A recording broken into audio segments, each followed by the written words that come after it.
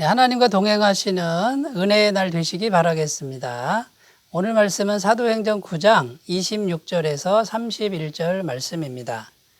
사울이 예루살렘에 가서 제자들을 사귀고자 하나 다 두려워하여 그가 제자됨을 믿지 아니하니 바나바가 데리고 사도들에게 가서 그가 길에서 어떻게 주를 보았는지와 주께서 그에게 말씀하신 일과 다메섹에서 그가 어떻게 예수의 이름으로 담대히 말하였는지를 전하니라. 사울이 제자들과 함께 있어 예루살렘에 출입하며 또 주 예수의 이름으로 담대히 말하고 헬라파 유대인들과 함께 말하며 변론하니 그 사람들이 죽이려고 힘쓰거늘 형제들이 알고 가이사랴로 데리고 내려가서 다소로 보내니라. 그리하여 온 유대와 갈릴리와 사마리아 교회가 평안하여 든든히 서가고 주를 경외함과 성령의 위로로 진행하여 수가 더 많아지니라. 아멘. 네, 오늘 말씀 26절에 보면 사울이 예루살렘에 가서 제자들을 사귀고자 하나 다 두려워하여 그가 제자됨을 믿지 아니하니 이렇게 기록합니다. 자, 이 본문에서 가장 중요한 단어가 사귀고자 하나 이런 단어라고 할 수 있고요. 사울은 예루살렘에 있는 제자들과 사귀려고 했다라는 것입니다.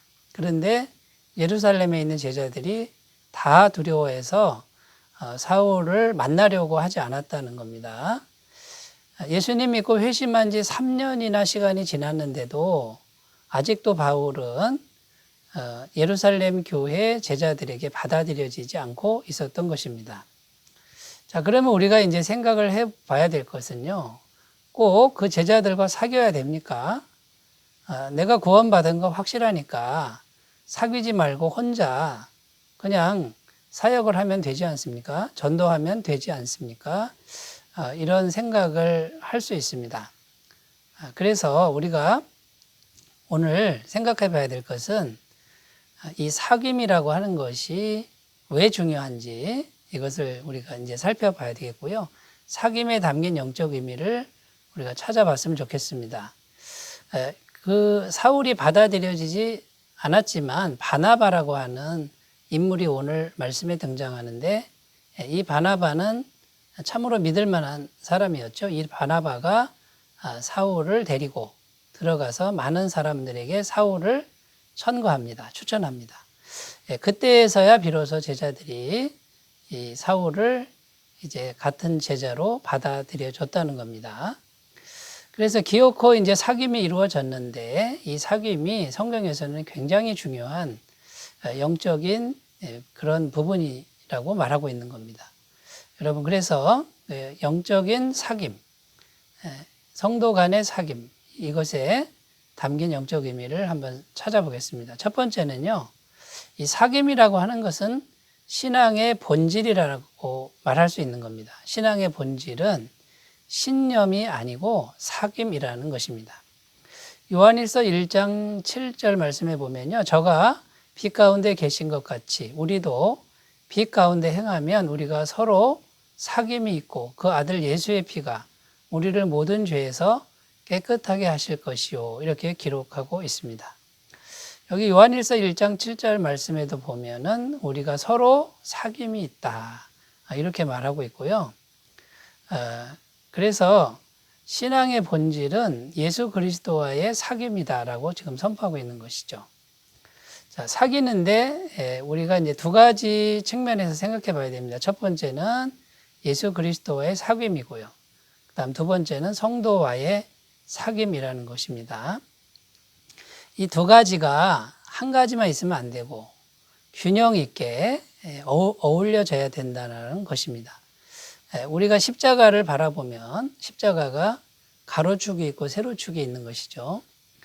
그래서 세로축은 하나님과의 사귐을 의미하고 가로축은 성도들 간의 사귐을 의미합니다. 이 두 가지가 같이 있어야만 균형 있는 사귐이 되는 것이죠. 그래서 만약에 이 두 축 중에 한 가지만 있다 그러면 그것은 온전한 신앙이 아니라는 겁니다.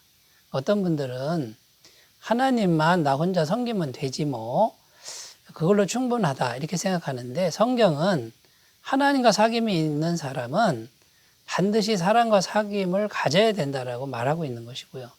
또 어떤 분들은 사람들과의 사귐은 잘 하는데 하나님과의 사귐은 있을 수 없다. 어떻게 하나님을 사귀냐. 이렇게 생각하는 분들도 있습니다. 이것도 신앙에 큰 문제가 있을 수밖에 없다라는 것입니다.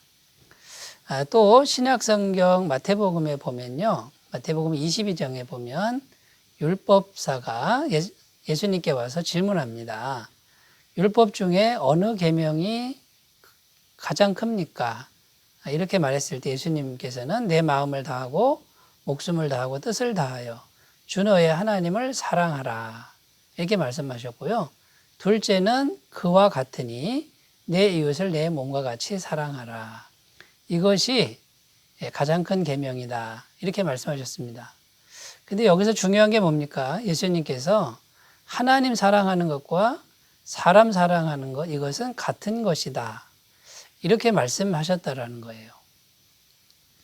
그러니까 이 사울이 어떻게 해서든지 예루살렘 교회의 제자들과 사귀려고 했던 이유를 우리는 알 수 있습니다. 자, 하나님을 만나서 하나님과 영적으로 교제하고 사귀는 길이 열렸습니다. 자, 그 사람은 반드시 교회 공동체 안에서 같은 믿음을 가진 사람들과 사귀어야만 그것이 균형 있는 신앙이 되고 완성된 신앙이 될 수 있다는 것입니다. 여러분, 혹시 우리 중에 나 혼자 그냥 하나님만 예배하고 하나님 말씀만 들으면 그걸로 족하다라고 생각하시는 분들이 있습니까? 그것은 온전한 신앙이 아니라는 겁니다. 그러니까 어떻게 해서든지 교회 공동체의 일원이 되시길 바라고요. 그리고 사람을 섬기고 교회를 섬겨나가는 교제하는 훈련, 이 훈련을 꼭 하셨으면 좋겠습니다. 자, 두 번째, 이 사귐에 관한 것이죠. 참된 사귐이라는 것이 하나님의 일이라는 거예요. 하나님의 일의 본질은 참된 사귐을 돕는 거다 그 말이에요. 오늘 말씀 27절에 보면 바나바라는 인물이 나오는데 이 바나바가 없었다면 사울은 예루살렘 교회 제자들과 교제가 어려웠겠죠. 그런데 이 바나바가 중간에서 이제 중재 역할을 하고 이 두 부분이 이제 참된 사귐을 가질 수 있도록 이렇게 도와줬다라는 겁니다. 그러니까 무서워서 두려워서 거절받았던 그 사람을 부드럽게 추천을 해가지고요 서로 사귈 수 있도록. 그런데 그 사울이 이제 핍박자가 아니라 진짜 예수 믿고 거듭난 사람이죠. 그 사람과 예루살렘 교회의 사람이 서로 사귀면서 영적으로 교통할 수 있도록 돕는 것. 이게 진짜 하나님의 일이라는 것이죠. 여러분, 우리가 전도할 때 사귐을 돕는 겁니다. 전능하신 하나님과 죄인인 우리가 어떻게 하나님과 사귀는 존재가 된 것입니까? 예수님을 소개하는 거죠. 예수님께서 하나님이셨는데 사람이 되셔서 죄가 없는 분이 우리 죄를 대신 짊어지시고 십자가에 피 흘려 죽으심으로 완벽하게 죄값을 지불하셨습니다. 그 예수님만 믿으면 죄사함을 받고 하나님의 자녀가 되고 하나님과 사귈 수 있는 존재가 되었다라고 하는 것이 이제 복음의 내용 아닙니까? 자, 우리의 전도, 우리가 참된 전도자라고 하는 것은 하나님과 세상을 화목하게 하는 것이라는 거예요. 고린도후서 5장 18절 19절에 보면 모든 것이 하나님께로서 났으며 그가 그리스도로 말미암아 우리를 자기와 화목하게 하시고 또 우리에게 화목하게 하는 직분을 주셨으니 곧 하나님께서 그리스도 안에 계시사 세상을 자기와 화목하게 하시며 그들의 죄를 그들에게 돌리지 아니하시고 화목하게 하는 말씀을 우리에게 부탁하셨느니라. 이렇게 증언하고 있는 것입니다.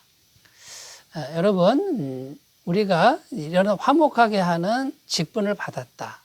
화목하게 하는 말씀을 우리가 가지고 있다라고 하는 이런 말씀입니다. 이것을 가지고 이제 서로 화목하게 하고 서로 교제하게 하는 이런 일을 감당해야 되는데 이것이 진정한 하나님의 일이라는 것. 이게 하나님의 일의 진정한 본질이라고 하는 것을 오늘 꼭 기억하셨으면 좋겠습니다. 자, 세 번째, 성령님과의 사귐, 이것이 중요한데 이 성령님과의 사귐이 교회 부흥의 원동력이라는 것입니다. 오늘 말씀 31절에 보면 그리하여 온 유대와 갈릴리와 사마리아 교회가 평안하여 든든히 서가고 주를 경외함과 성령의 위로로 진행하여 수가 더 많아지더라. 이렇게 기록합니다. 교회가 점점 더 부흥했다라는 이야기입니다. 그런데 성령의 위로로 진행하여 더 수가 많아졌다. 그럽니다. 여러분, 성령님의 역사인데 위로라고 되어 있습니다. 이 위로는요, 사귐에 관련된 단어입니다. 성령님과 사귀다 보니 성도님들이, 제자들이 위로, 엄청난 위로, 하늘에 속한 그런 평안으로 위로를 받는 거죠. 그런 위로가 있으니 사람들이 더 많이 모이게 되고 교회가 부흥하게 되었다라는 것입니다.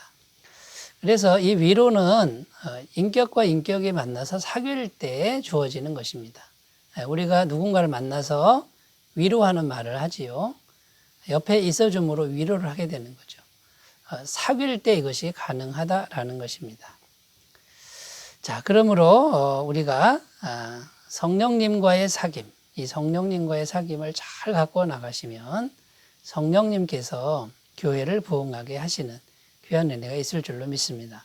오늘 성경 말씀에는 자세히 나오지 않지만 역사적으로요, 어떤 일이 있었냐면은 사울이 회심하지 않습니까? 사울이 엄청난 핍박자였는데 회심해서 이제 예수님 편이 된 거고요.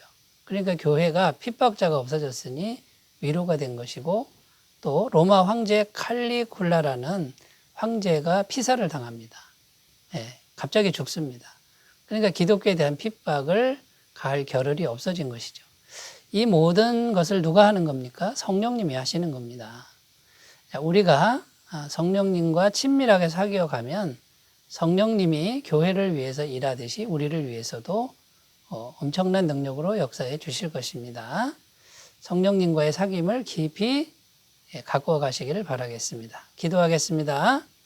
하나님 아버지, 사울은 어떻게 해서든지 예루살렘 교회 제자들과 사귀려고 했습니다.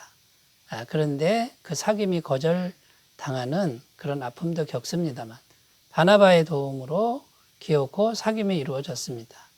하나님과의 사귐과 성도와의 사귐, 이 균형이 우리 안에 있게 하시고 균형 있는 신앙으로 자라도록 도와주옵소서.